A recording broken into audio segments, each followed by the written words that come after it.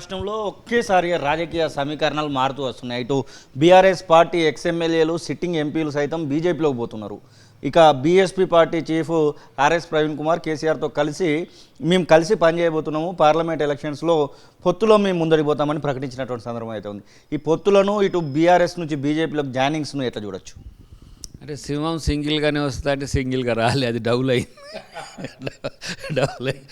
అంటే ఇది పెద్ద ఊహించింది కాదు. అది అంటే ఇది బీఆర్ఎస్ పొత్తు అనేది ఎందుకు ఊహించింది కాదు అని అంటే, వాళ్ళు డిఫరెంట్ లైన్స్తో ఉంటుంది. బీజేపీ లైన్ ఎట్లుంటుంది అంటే ఎంఐఎం వేరుగా, బీఎస్పీ వేరుగా, బీఆర్ఎస్ వేరుగా, వైసీపీ వేరుగా, జనసేన వేరుగా, అంటే రెండు తెలుగు రాష్ట్రాల వరకే పరిమితమై చెప్తూ వాళ్ళు ఏంటంటే ఎవరితో ఏ సందర్భం ఎట్లా వచ్చినప్పుడు ఎట్లా పొత్తు, కాంగ్రెస్ ఇతర పక్షాలన్నింటినీ కూడా వాటి చేతిలో పెట్టుకుంటాయి.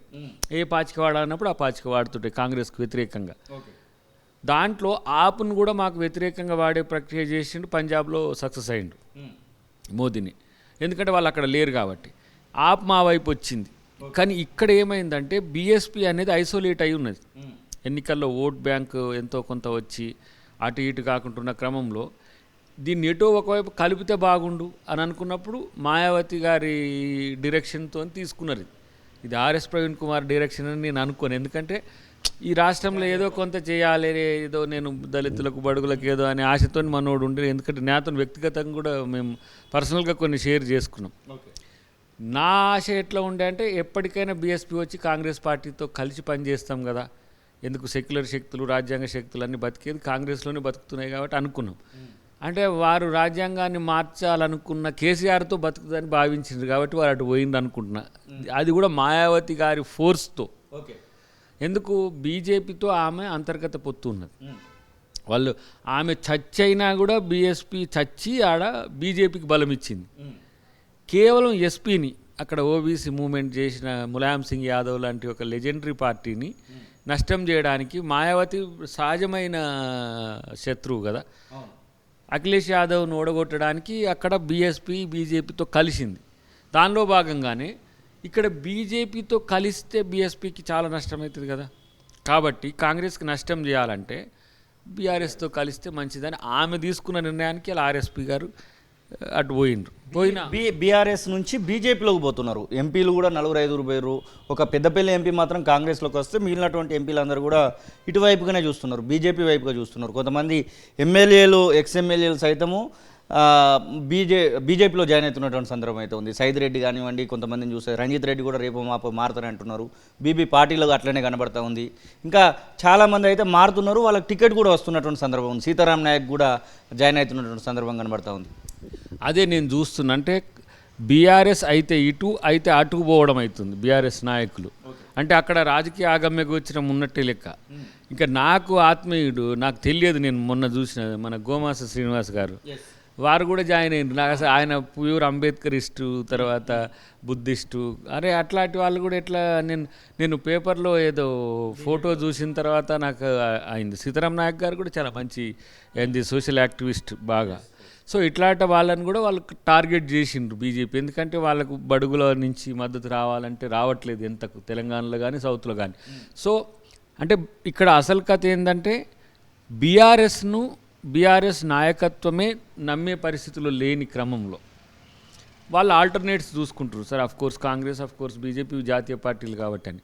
కానీ ఎన్నికల తర్వాత ఐఎమ్ పిటీ అబౌట్ బీఆర్ఎస్. ఎట్లా అంటే ఇంత వెలిగిన బీఆర్ఎస్ కొంత ఎక్కువ నష్టం జరుగుతుంది అని. ఇది సహజమైన పాలన నుంచి వస్తున్న ప్రతిఫలం. ఇది ఉద్యమ పార్టీగా ఉన్నప్పుడు బీఆర్ఎస్ ఎట్లా 10కు పడిపోయి మళ్ళీ 16కి వచ్చి మళ్ళీ 24కి వచ్చిందో మా కళ్ళ ముందు మనం అందరం చూసిందే కదా. అంటే ప్రజలతో ఉంటే ఎంత ప్రేమిస్తారో దాన్ని ఇప్పుడు బీఆర్ఎస్ నాటి టీఆర్ఎస్ని చూసిన ప్రజలతో లేకుంటే ఎక్కడికి ఫాలేదు. ఇప్పుడు 39 ఉన్న వాళ్ళకి 39 ఉన్నట్టు లేవు. దీంట్లో ఎంతమంది మాతో ఉంటారు అనే ఒక అనుమానంతో ఉన్నారు. వై అంటే నాయకుడు భరోసా నమ్మకం కల్పించే విధంగా లేదు. అది కేసీఆర్ నాయకుడు అనుకుంటే కేసీఆర్ కాదు, కేసీఆర్ రూపంలో కేటీఆర్ ఉంటుండు. కేటీఆర్ అనుకుంటే కేటీఆరే కాదు. ఇప్పుడు ఇట్లా చెప్తున్నారు కొంతమంది బీఆర్ఎస్ నాయకులు, మంత్రి పదవులు అనుభవించినటువంటి మహేందర్ రెడ్డి లాంటి వాళ్ళు, మేయర్ పదవి అనుభవించినటువంటి బొంతు రామ్మోహన్ లాంటి వాళ్ళు, డిప్యూటీ మేయర్ బాబా పసియుద్దీన్ లాంటి వాళ్ళు, ఇప్పుడు ప్రస్తుత డిప్యూటీ మేయర్ లాంటి వాళ్ళు, అలాగే ఇక్కడ ఉన్నటువంటి చాలామంది కూడా జాయిన్ అవుతున్నటువంటి సందర్భం ఉంది. తీగల కృష్ణారెడ్డి లాంటి వాళ్ళు. వీళ్ళు మళ్ళీ ఇక్కడికి వస్తే పాత చెత్తనే మళ్ళీ వస్తుందని కాంగ్రెస్ పార్టీలో ఉన్నటువంటి ఓల్డ్ క్యాడర్ అనుకుంటున్నటువంటి సందర్భం. అసలు వీళ్ళ జాయినింగ్స్ అవసరం లేదన్నటువంటి వాదన కూడా కొంత వినబడతా ఉంది.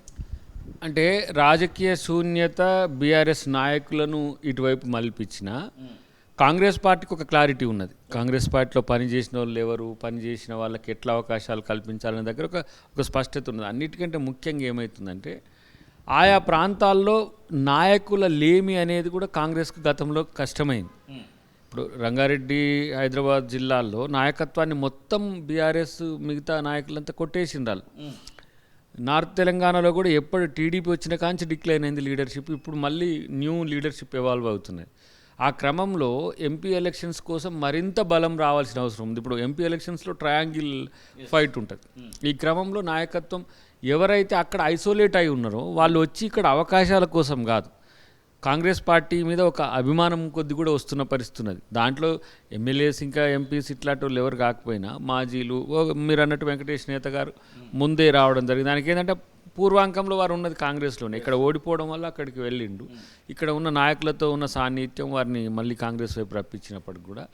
రెండవది ఏంటంటే మేమేమి నాయకులను రమ్మని మీరు ఎక్కడ ఉన్నా కూడా మేమేమి ఆపరేషన్ అట్లా ఆకర్ష ఆపరేషన్ లెక్క లేదు.